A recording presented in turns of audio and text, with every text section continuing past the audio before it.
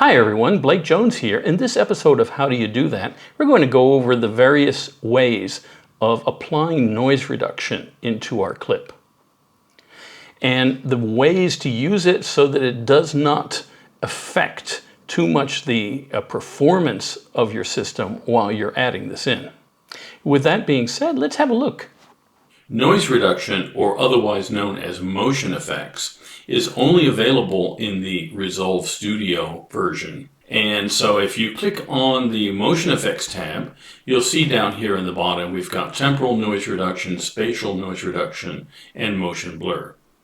So what we're going to do here is temporal noise reduction will give you the cleanest and non-destructive type of noise reduction in the picture, whereas spatial noise reduction is less resource hungry on your computer, but is a bit more coarse. With this in mind, spatial noise reduction should be used more sparingly. But if you have a noisy picture, the trick is to combine the two of these functions together.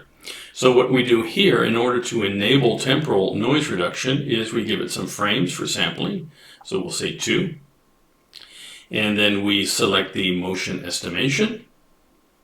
And then also the temporal threshold. So let's do about 2 or 3 or something like that.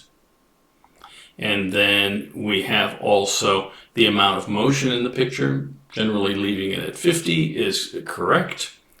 And then we pop over to spatial noise reduction. And you see, if you zoom into the picture, you can see the effect that spatial will have. If we turn it up too high, as you can see, it will affect the texture of the picture. We don't want that. So what we do is we just give it just a little bit like that.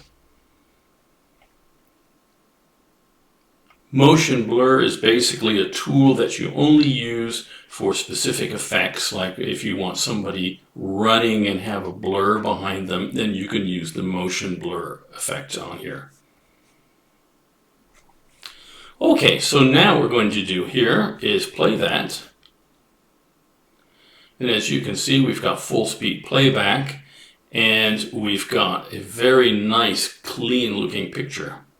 Now what you can do sometimes is apply a little bit of contour correction afterwards. So what I usually do is add another node and then come over to my blur and then change this over to sharpen.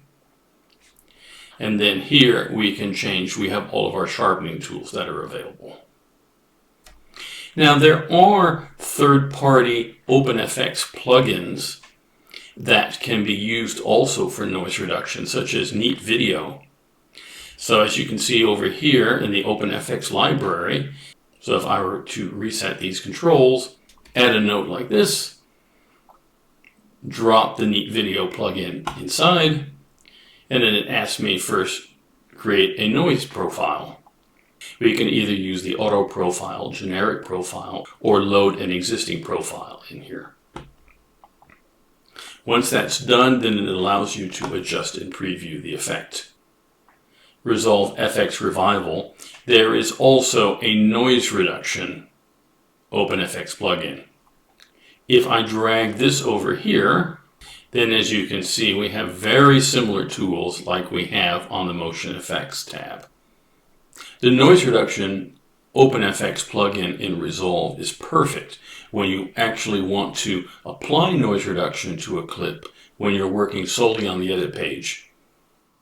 So there we have it. For more information about training services, have a look in the comments below. Don't forget to give us a thumbs up. Have a look at the other videos on my YouTube channel for more tips and tricks. And I look forward to seeing you back here soon. Thanks a lot for watching.